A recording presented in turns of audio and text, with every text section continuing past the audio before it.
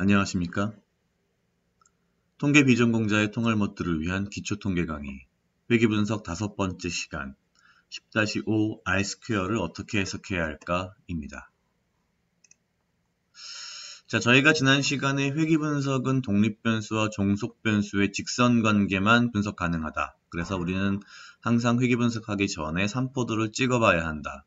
만약에 직선관계가 아닌 경우 회귀분석을 하게 되면 잘못된 회귀계수를 얻을 수 있다. 이런 얘기들을 했고요. 회귀 분석의 회귀 개수는 t-테스트로 이제 테스트를 하는데 이때 t-테스트의 t-값은 회귀 개수를 표준 편차로 나누면 되고 이때의 자유도는 1이다. 근데 이제 이런 것들 말고 사실 많은 분들이 회귀 개수 회귀 분석을 하게 되면 굉장히 신경 쓰는 것 중에 하나가 바로 R스퀘어입니다. 또 많은 경우에 이 R스퀘어를 굉장히 만능이다. 높은 R스퀘어가 좋은 거다. 이런 식으로 무조건적으로 생각하는 경우가 많은데요. 이게 참 애매한 부분이 있습니다. 그래서 오늘은 이 R스퀘어에 대해서 한번 보겠습니다. 자, 일단 R스퀘어가 뭘까요? 일단은 이게 어떻게 계산된다 이런 거 말고요. 아주 개념적인 것부터 시작해 보겠습니다. 통계의 기본으로 돌아가 보죠. 우리가 제일 처음에 통계가 무엇이다 라고 이야기를 했죠. 혹시 기억이 나십니까?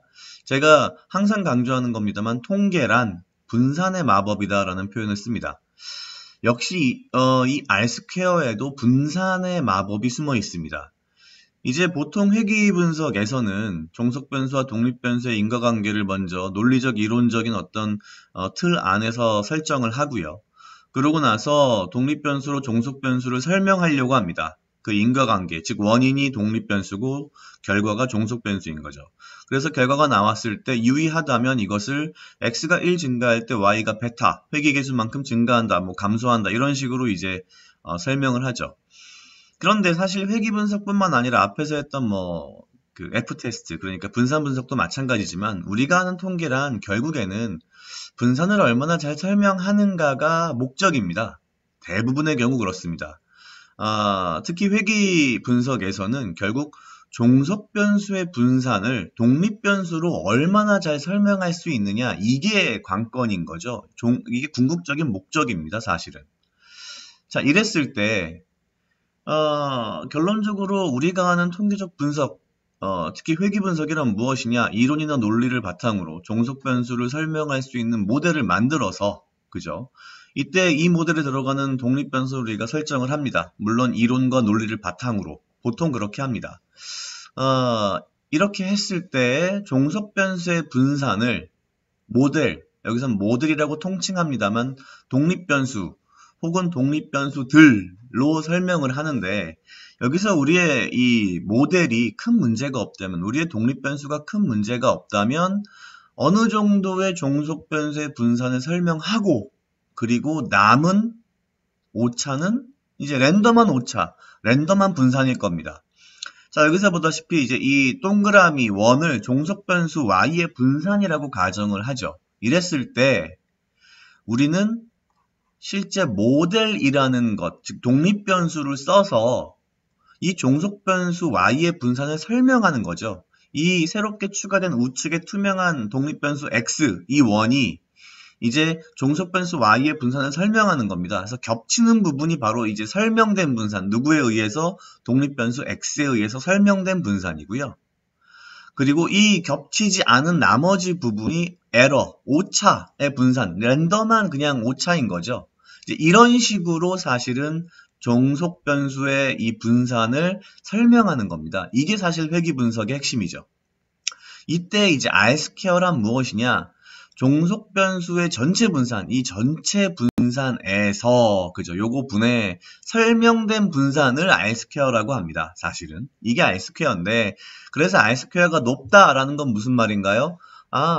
우리의 모델, 우리의 독립변수들이 우리가 가진 데이터, 종속변수를 이만큼 설명했어요. 라는 의미가 되는 겁니다. 그죠? 우리가 앞에서부터 계속 보는 예인데요. 좌측의 경우가 당연한 얘기겠지만 이렇게 되면 분산의 설명력이 높을 겁니다. 무슨 말이냐면은 이 회귀 직선을 중심으로 굉장히 점들이 좁게 모여 있죠. 퍼져 있죠. 따라서 우리의 이 직선 하나 가지고 상당한 부분의 이 분선을 설명한 거죠. 반면에 우측의 경우는 종속 변수의 분선을 그다지 잘 설명하지 못한 케이스죠. 그러면 결론적으로 좌측의 경우에는 R2가 높을 것이고 우측의 경우에는 R2가 낮을 겁니다. 이걸 이제 하나씩 보면은 그쵸? 분산의 설명력이 높은 케이스에서 R2의 계산법은 사실은 이렇게 됩니다. R2란 1-SST분의 SSE. 여기서 SST는 Sum of Square Total이고요. SSE는 Sum of Square Error입니다. 즉 설명되지 않은 나머지 부분이라는 거죠. 그러니까 설명된 부분입니다. R2는 이렇게 보면은 그쵸? SS 토탈, 그 Sum of Square Total은 y-y의 바는 평균값이죠. 그러니까 각 데이터의 이 y 종속 변수 값에서 종속 변수의 평균값을 뺀 거에 그 값들의 제곱합이고요. SSE는 우리가 얘기했다시피 y-y hat, 즉 각 데이터 값에서 우리의 이 회귀 직선을 뺀 그 차이의 제곱합입니다. 따라서 R2는 0부터 1, 0%에서부터 100%까지만 존재할 수 있죠. R2가 0이라면 모델의 설명력이 제로란 뜻이고요. 만약에 R2가 1이다, 그럼 모델 설명력이 100%다. 완벽하게 설명했다는 건데 이 케이스는 현실적으로 거의 존재하지 않습니다. 이 케이스는 사실은 어떻게 모양이 나오냐면 그림상 이 데이터 점들이 모두 다 회귀 직선 위에 올라가 있는 경우죠. 이 좌측의 경우는 R2가 대략 0.7 정도 나온다고 보고요. 반면에 분산 설명력이 낮아 보였던 이 케이스에서는 R2가 0.13, 거의 설명을 잘 못합니다. 자, 그런데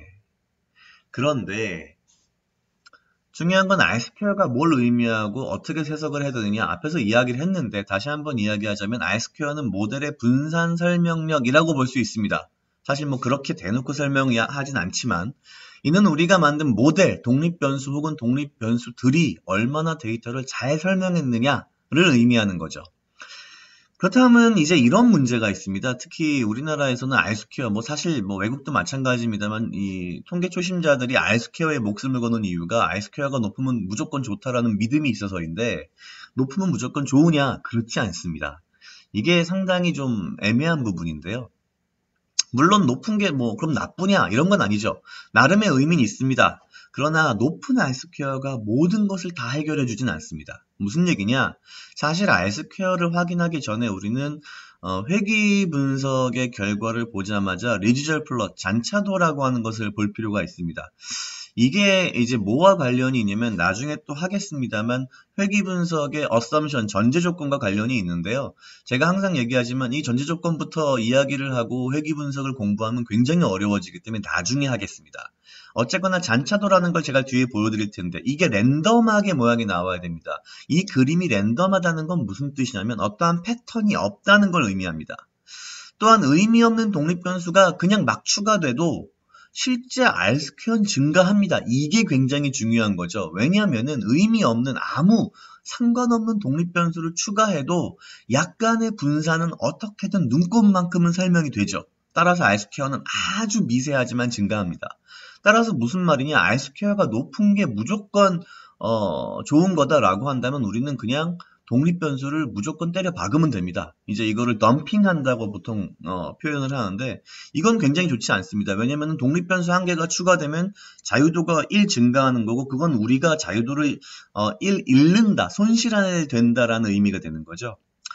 이거 말고 또 마지막으로 무슨 문제가 있냐면 이제 과적합, 오버피팅이라는 문제가 있는데 요건 이제 요 뒤에 다시 한번 설명을 하겠습니다. 자, 잔차도라는 걸 한번 들여다보죠. 우리가 앞에서 이야기했던 것처럼 종속 변수의 분산을 독립변수, 모델로 설명을 하는데 여기서 이 모델이 큰 문제가 없다면 모델로 설명하고 남은 오차는 랜덤한 오차일 것이다 라는 게 이게 사실은 굉장히 중요한 회귀 분석의 전제 조건입니다. 그래서 이제 이 우측 같은 경우를 보면은 이게 잔차도인데요. 이 X축의 fitted value, 그러니까 뭐라고 할까요? Y hat 값이 오고요. 이 Y축의 residual, 그러니까 이게 잔차입니다. 에러인데 대충 이렇게 봐도 큰 패턴이 보이진 않습니다. 그런데 이 케이스는 어떤가요? 어떤 패턴이 보이죠? 점점 이 리지주얼, 오차가 커지는, 점점 증가하는 모양새가 보입니다. 확실한 패턴이 있죠. 이런 경우엔 문제가 됩니다. 그래서 이런 경우엔 아무리 R스퀘어가 높아도 그 R스퀘어는 전혀 의미가 없죠. 왜? 애초에 모델이 잘못됐다. 이런 의미가 돼버리는 거기 때문입니다. 그래서 이런 경우엔 높은 R스퀘어가 아무 의미가 없다. 이런 의미가 됩니다. 그 다음에 얘기하는 것이 이제 그렇다면 R스퀘어 대신 뭘 써야 됩니까? 이제 R스퀘어의 단점 앞에서 얘기했듯이 독립변수가 무한대로 증가하면 어차피 R스퀘어는 아주 눈꼽만큼이겠지만 증가할 겁니다. 따라서 이 경우에 우리는 독립변수가 많아지면 자유도를 손실 보게 되죠. 이에 대한 보정이 필요한데 여기서 말하는 보정이란 무엇이냐면 추가된 독립변수로 인해서 자유도 1을 잃어도 충분히 분산을 설명했는가? 를 묻는 겁니다. 그래서 결국엔 자유도가 감안된 R스퀘어가 필요한 거죠. 이게 바로 사실은 ADJ.이라고 되는데 이제 Adjusted R스퀘어라고 합니다. 영어로는 Adjusted R스퀘어고요. 뭐 한국말로는 수정된 R스퀘어 뭐 이렇게 표현하기도 하고 다른 표현들도 있긴 합니다만 이 Adjusted R스퀘어가 바로 자유도가 감안된 R스퀘어입니다. 뭐 계산법은 좀 복잡하니까 생략하고요. 보통의 R스퀘어와 함께 Adjusted R스퀘어를 같이 리포트하는 것이 일반적입니다. 만약에 이 그냥 R스퀘어와 Adjusted R스퀘어가 값이 크게 다르다면, 심하게 다르다면 그거는 의미 없는 독립변수를 덤핑했다, 막 집어넣었다 이런 의미가 되죠. 따라서 모델을 좀 바꿔야 돼, 혹은 독립변수를 일부 제거해야겠어라는 판단을 할 수 있다는 거죠.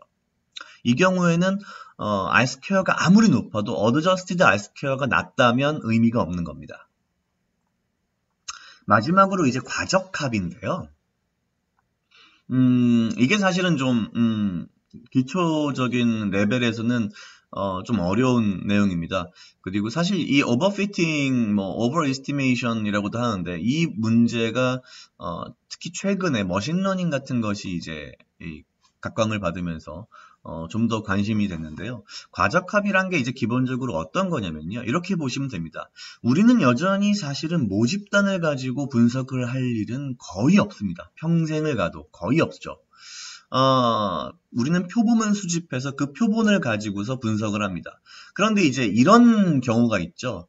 만약에 우리가 어떤 표본을 수집해서 그 표본을 가지고서 우리가 어떤 모델, 독립변수를 가지고서 분석을 했는데 높은 R스퀘어를 보였습니다. 뭐 나쁘진 않은 거죠. 근데 문제는 이거죠. 만약에 이게 단 한 번 우연히 우리가 이번에 수집한 이 표본에서만 높은 R스퀘어가 나온 거다.